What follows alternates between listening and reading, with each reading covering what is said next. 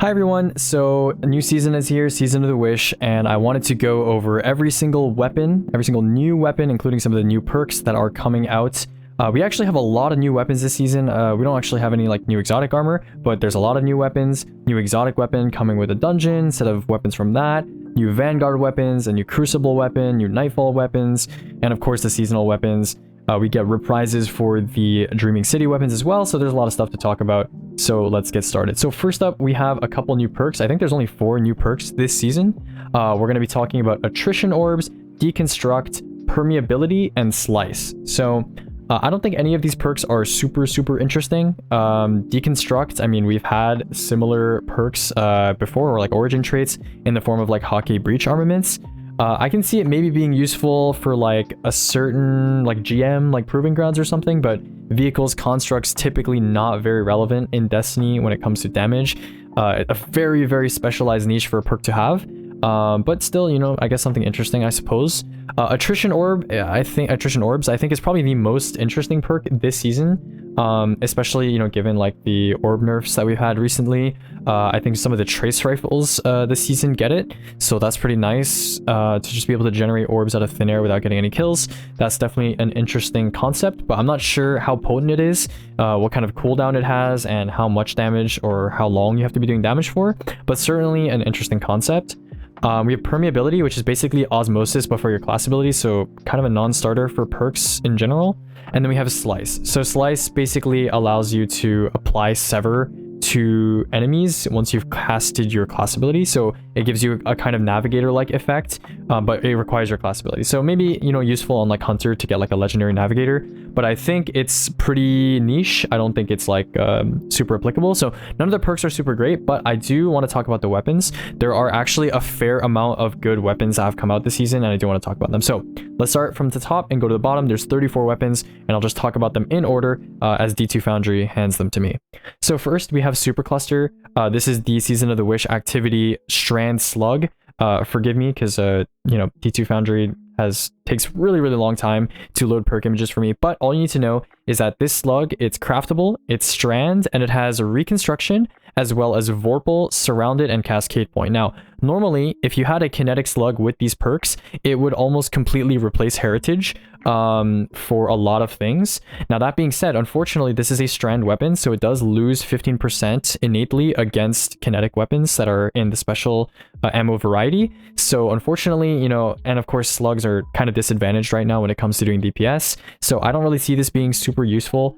Cascade Point wise, we already have stuff like Until Its Return, so I don't see this being super useful. I mean, it's cool, I guess. You know, surrounded slugs are not really in high demand these days, but it definitely has a nice set of perks. I can't lie, it has a nice set of perks. It's just unfortunate that it is strand. So yeah, that's all I really have to say about Supercluster. In the meantime, let's also actually talk about the new origin trait, Dragon's Vengeance. This is basically like Pulse Monitor, but it also applies if an ally dies.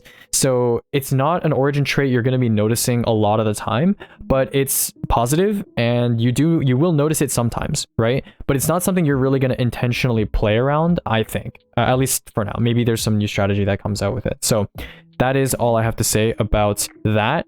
Let's move on to the new Vanguard sword. You can focus this for a very low cost, I believe, at Zavala right now. This is basically a Geodetic HSM, but it's from Vanguard instead of like a world drop. It has Nadir focus, so I mean, for those of you that want to use this in like Abyss or something, you can. It has a very wide perk pool. We haven't had a sword with this many perks in a very long time. I don't think it has anything particularly interesting, mostly because Surrounded, it's not enhanced. It has like, I think it has Repulsor Destabilizing, which is fine, I guess. It's kind of like a quirky thing, but again, a lot of these Bungie ad clear swords don't really fare very well because they're swords and, you know, machine guns kind of do that job better. So yeah, we're gonna move on, and yeah, that's double-edged answer, and talk about Abide the Return. So this is a Dreaming City sword. It got reprised, you know, with the Blindwell with this season, and it's a solar adaptive. I don't really have much to say about this sword. I mean, they gave it incandescent, which is kind of cool, but the rest of the perks are pretty normal for a sword, nothing crazy, so I don't think there's much to talk about here. I'm gonna move on. We have Vouchsafe. Vouchsafe has essentially the same core perk setup that it used to have, which is Rapid Hit EP or Rapid Hit Dragonfly. It does have Repulsor Destabilizing again, which Bungie seems to like giving void weapons, but I don't really think that's like super amazing or anything on this scout rifle, especially for endgame content. So yeah, I'm gonna leave it at that. I don't think anything here is particularly crazy. It is a good archetype and it does feel really nice though. So, you know, if you want to pick one up, now's your chance. We do have Retold Tale as well. Now, Retold Tale is a precision frame shotgun, meaning it's not very good for PvE.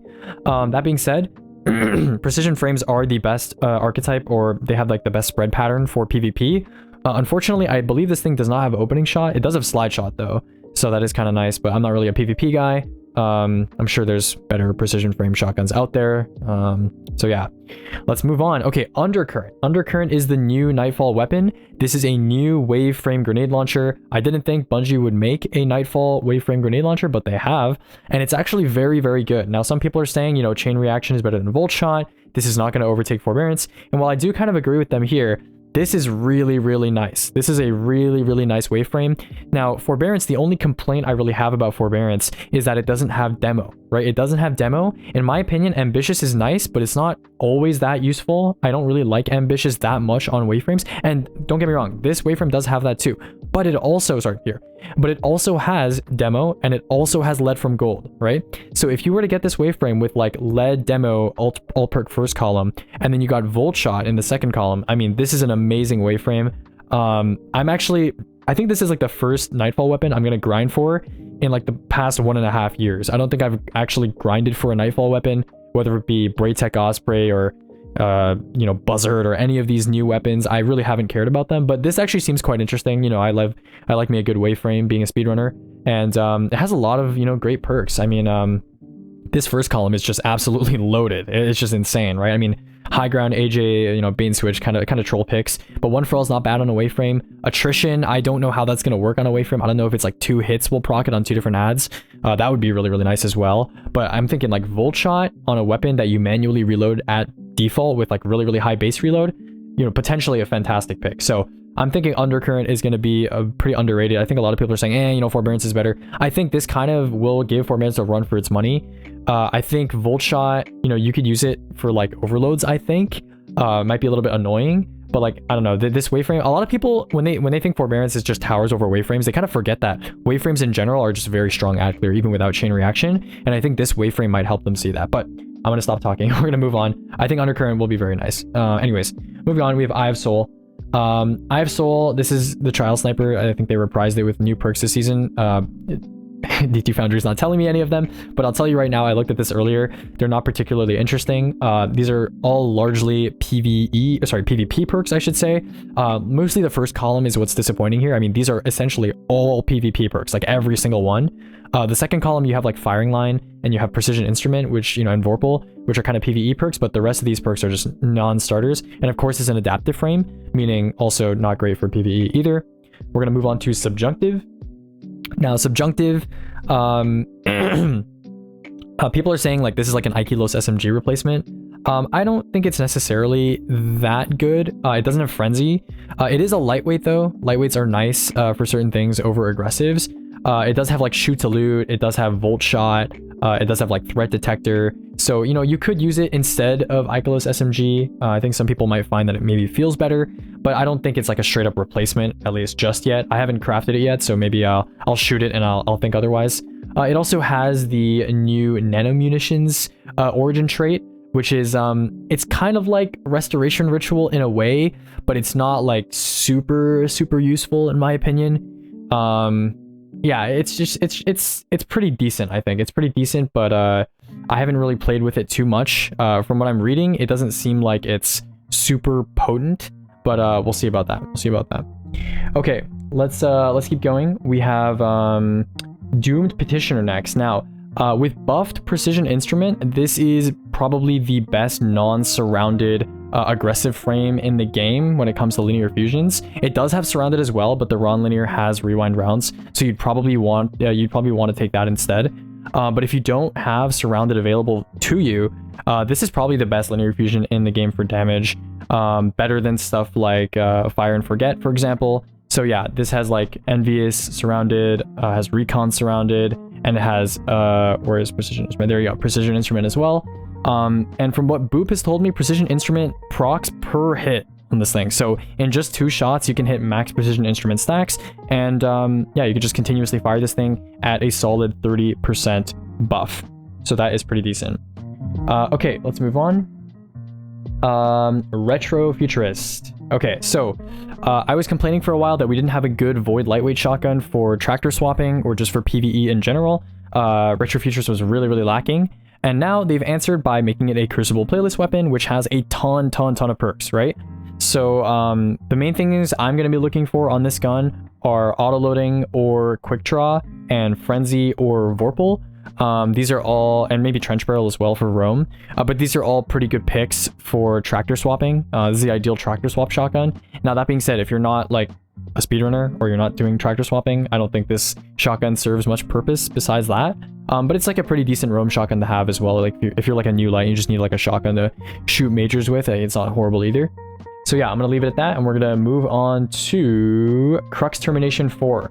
Okay, so this rocket has been talked about by a lot of people. People keep asking me, have you seen the slide shot rocket launcher? Have you?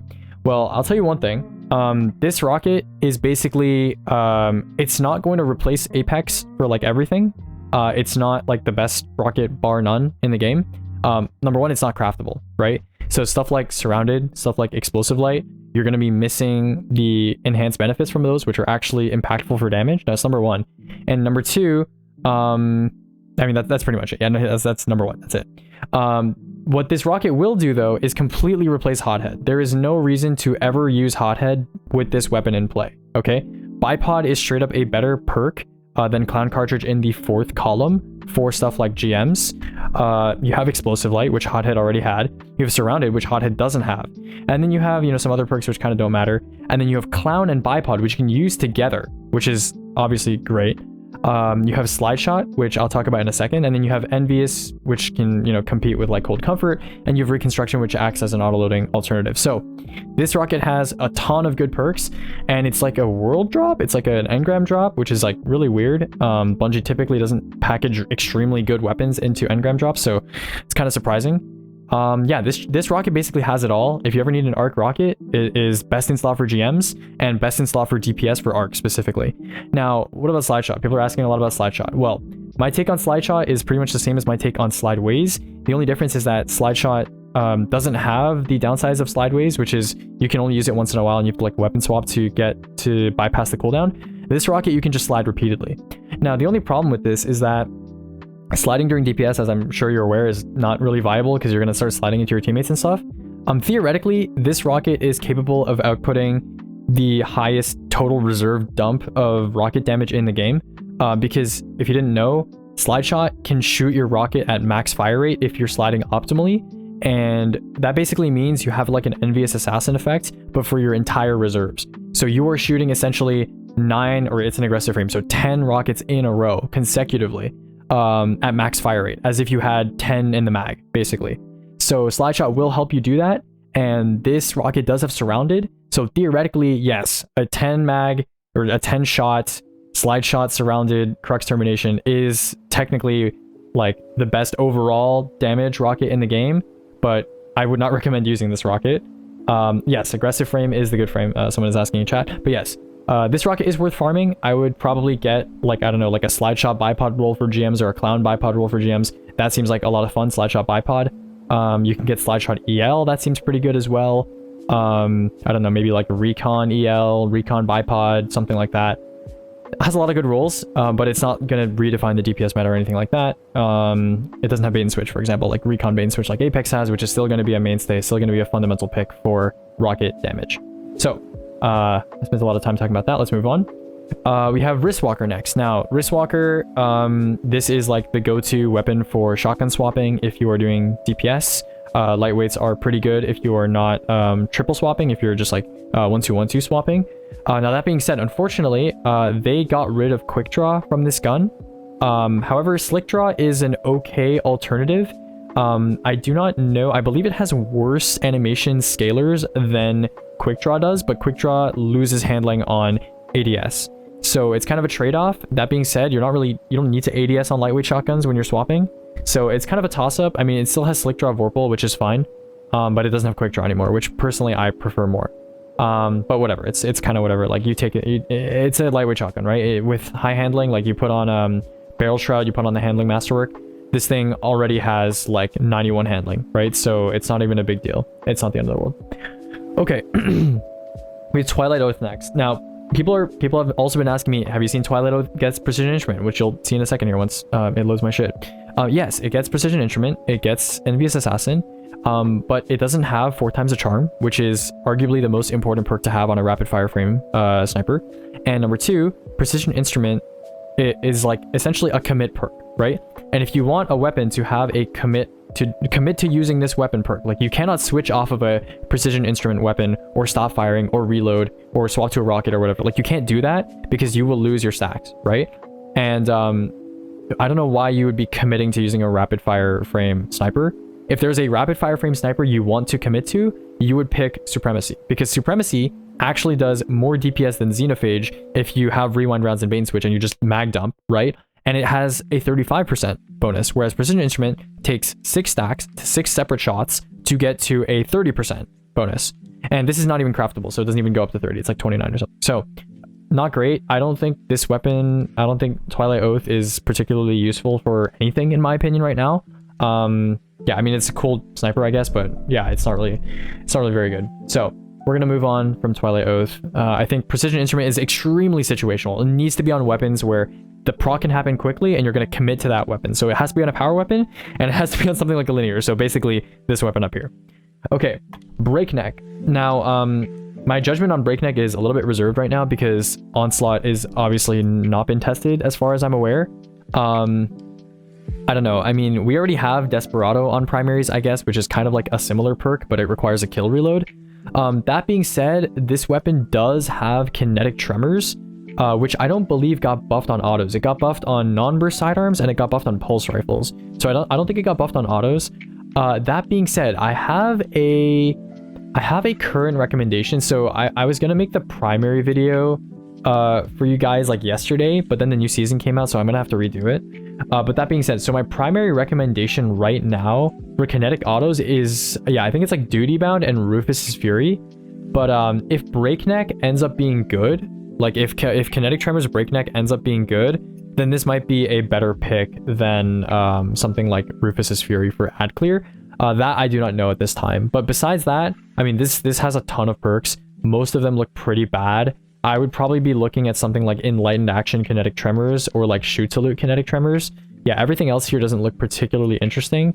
And Onslaught seems like more of a PvP perk. I don't think it would end up being better than Kinetic Tremors in PvE, but I don't know for sure. So yeah, that's Breakneck. Let's move to Imperative. I actually haven't looked at this gun yet. This is a high impact frame scout, so that's already not looking too good. And in terms of perks, I mean, we do see Kinetic Tremors here, but again, high impact frame means you're gonna have to fire. It's gonna take a long time to proc Kinetic Tremors, and the rest of the perks on this really don't look very good. Yeah, that's pretty tragic. Okay, so not great. Let's move on to Sleepless. Sleepless is a high impact frame rocket launcher with perks that are currently not loading, but let's read through them anyway. It has auto loading, which is nice. You don't see that on a lot of rockets these days, and it has bipod. Okay. Well, I mean, this seems like it would be a mid-tier entry rocket for like maybe a new light or something to use in like GMs. Like auto bipod seems kind of nice and wholesome, but yeah, this really just seems like this is a world drop rocket. This seems like a world drop perk pool, the same level of quality that you'd expect from that. And again, it's a high impact frame, so not a very good start for a rocket. Lethal Abundance. I haven't looked at this either. This is a high impact frame auto, so already in PvE not looking too hot.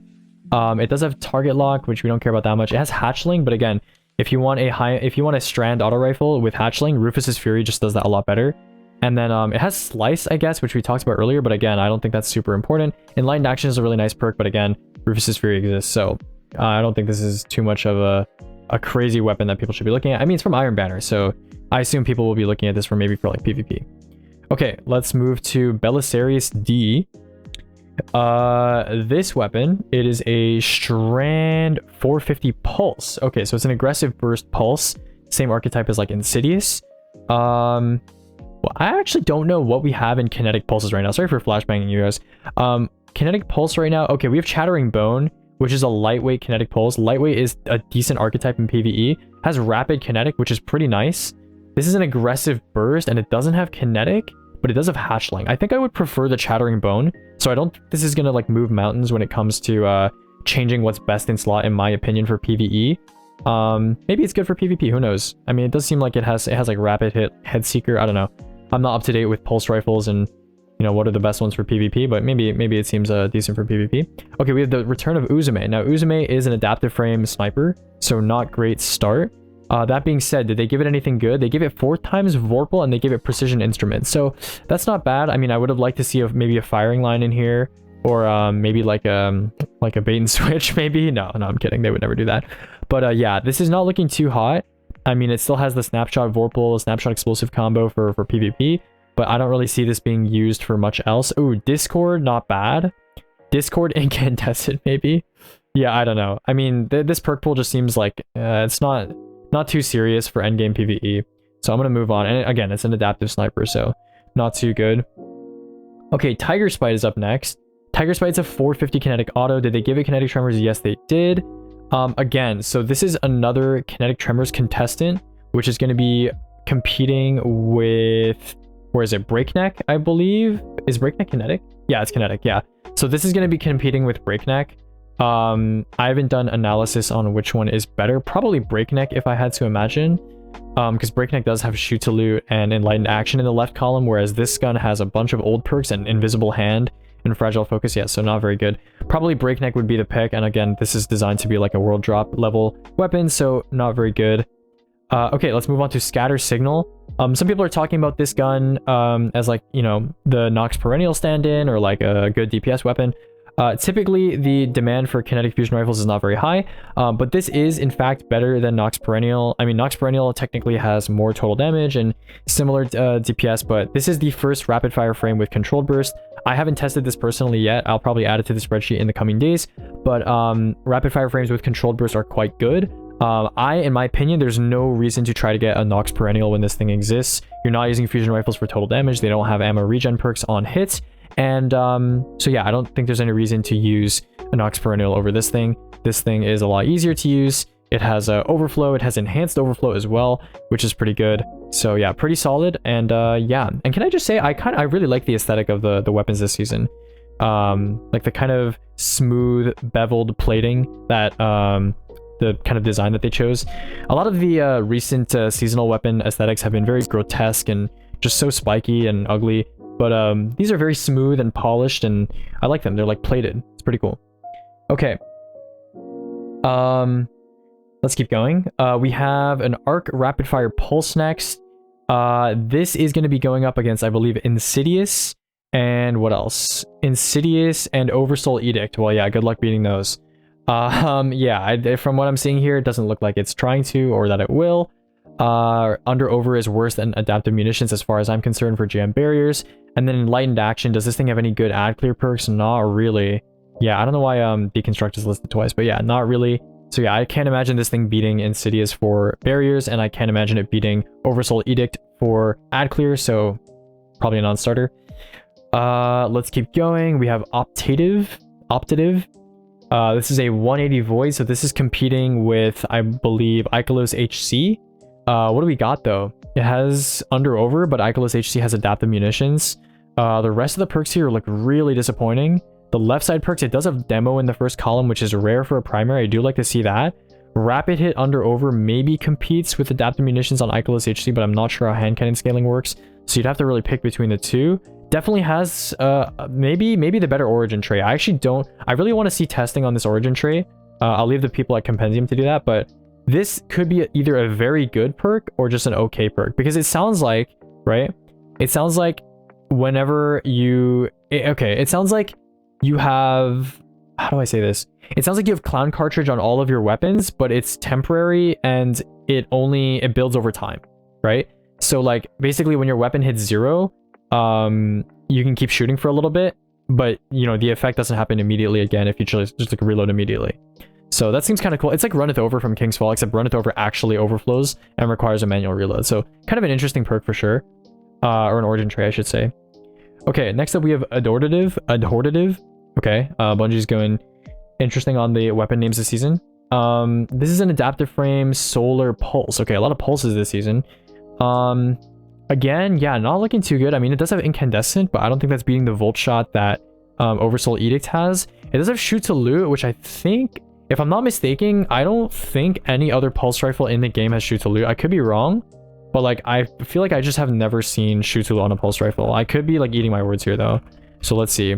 Weapon, Pulse Rifle. Okay, Battlescar had it. Never mind, Battlescar had it, but I guess it's the first one in this slot to have it. So that's pretty interesting, I guess. I don't think that's going to be a selling point though, but pretty interesting, I suppose. Oh yeah, some people have been asking me if Disruption Break is good on primaries for like anti-barrier. No. Kinetic damage is typically not. I mean, maybe if like we were still in the meta where people use Div and Izzy, and you know, you popped a barrier champion shield with your, you know, Disruption Break primary, and you'd Izzy them and, you know, one-shot them or something, that might be useful, but we're kind of out of that era now. Maybe someone could run through that for fun though. That might be pretty fun to watch. Okay, regardless, let's keep going. We have okay, Chivalric Fire. This is the ritual weapon, I believe, from this season. It's a caster frame, and again, Bungie loves putting repulsor destabilizing on weapons. I can't imagine this being very good besides on like Gerfalcons for like a quirky build or something, but yeah, it's a caster frame. I mean, the only thing I can thank Bungie for on this weapon is the fact that I have a caster frame to test damage with now, because I sharded my Solas and I haven't been able to test caster frame since, but I don't expect to find anything crazy. Okay, we have a Ros Arago IV. This is a Void Adaptive, which appears to be a world drop, if I'm not mistaken. This doesn't look very good. I mean, it has Rewind. It has Onslaught. I guess Rewind Onslaught sounds pretty decent. And it's a 600, which is not a bad archetype either. Yeah, I mean, I'll have to see this weapon's performance. It is an energy auto, which I believe...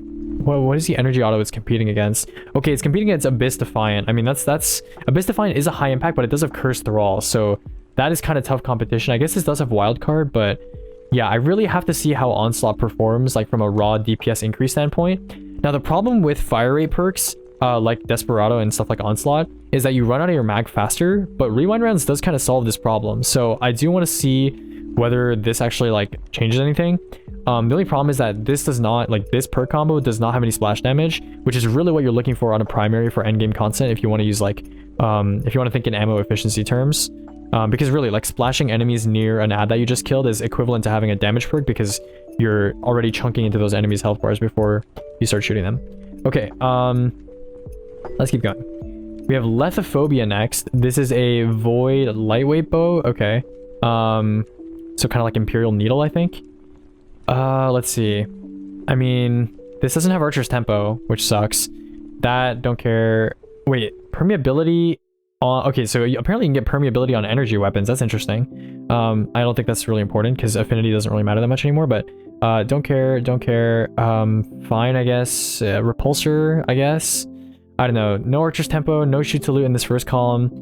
Not very cool. Enlightened Action obviously doesn't boost draw time, so not great. Yeah, yeah, not great. Surrounded on a bow is pretty funny though. Yeah, on a ranged weapon, that's pretty funny. Okay, let's go to Waking Vigil. Oh, Arsenic Bite. Yeah, good point. Good point. Okay, Waking Vigil. This thing. Okay, this perk pool looks almost identical to what it used to look like. Besides like maybe a couple of these perks. Yeah, I'm pretty sure they just like imported these perks and then like shaved off the bottom half and like subbed these perks in. That being said, I mean this thing has like Shoot to Loot Volt Shot. The only problem I'm kind of concerned about is that like this thing's reload perk oh, the reload stat's not bad. 81 reload with no reload perk. That's actually not bad. Okay, I mean Shoot to Loot Volt Shot isn't like the worst thing in the world. That's like free overload on your hand cannon, and it's what, a 140? Yeah, I mean okay, not bad actually. Considering like the quality of weapons that are supposed to come out of like the Blind Well or like the Dreaming City Reprise, this is actually not bad. This is probably the best one so far. I'm a fan. I'm a fan of that one. Okay, next up we have Parabellum and SMG. This is what, a solar adaptive frame SMG. Ooh, okay. Adaptive frame SMGs are not very favored in PvE.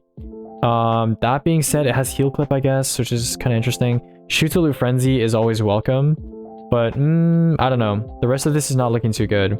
Yeah, yeah, I don't think this is going to end up being particularly relevant. It doesn't feel tested, but yeah, not particularly relevant. Okay, Appetence. This is a... Oh, this is the Stasis Trace. Yeah, okay, so we have two special ammo... Sorry, not special ammo. Kinetic slot trace rifles is what I meant to say. We're getting one from Trials, which I believe is the one down here, which I'll talk about in a second.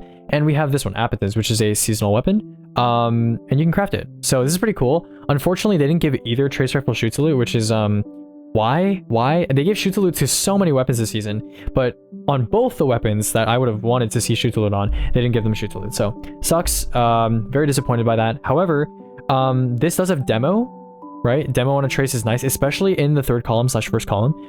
The only other demo trace I believe that we have right now is Retrace Path, and it's in the fourth column. So demo Headstone, that's pretty cool, right? That's like an Aggers kind of legendary type of Aggers, right? It's obviously like less potency, but pretty cool nonetheless. I don't see anything else here really being particularly interesting. I think Attrition Orbs on a trace might be useful in some niche scenarios, but I think you'd probably just be going for demo Headstone on this thing. So that is that. Let's keep going to Marcato. Someone was telling me this thing has Demo Tricorn, which is a perk combo I've been looking for on a machine gun for a long time. So that I'm a fan of. The only problem with this is that it's Tricorn on Strand, right? It's Tricorn on Strand. And unfortunately, the only Strand subclass that you're getting ability kills on very often is probably going to be Titan, right? I mean, I guess on Hunter, you could kind of get like ability kills using like Maelstrom and stuff. But I really think it's mostly going to be Titan. And unfortunately, melee kills and a machine gun, I mean, sort of, I suppose. I don't know. I'm usually using Tractor if I'm on Titan or like a sword or something. So I don't know. Tricorn, I wish it was like on a solar weapon. Like imagine if this was on a solar weapon or just like a, you know, a different archetype. Or not archetype, sorry, a different affinity. That would be probably better. But, you know, not bad, right? Demo, Golden Tricorn, still solid nonetheless. You know, minimum 15% damage perk. Okay, finally we arrive at our last legendary weapon this season, and that's going to be Incisor, named after a tooth. Incisor? Incisor. I don't know. It's a Strand Trace from Trials, and I don't know, this is not... I probably would rather use the Stasis Trace. I mean, just looking at this thing, this is trying to be a legendary navigator, which is like, you have to use your class ability, so right? This is... No. I mean, these are all PvP perks. Envious, Sub, like, yeah, it's not great. Sub on a Trace is just cringe in endgame. The rest of the stuff is just all PvP perks. So, I don't know. I don't know how good PvP... I don't know how good Trace Rifles are in PvP, but yeah, definitely not great for PvE, unfortunately.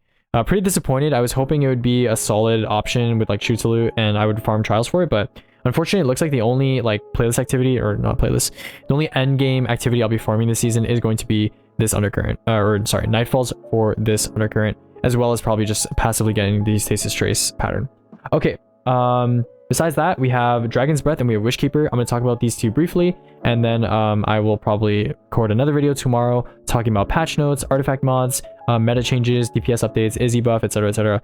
A lot of you guys have been asking questions about that, so I will make a separate video, but I'll talk about these two last. So, Dragon's Breath, the number one question people have been asking me is it good for damage, right? Is it good for damage?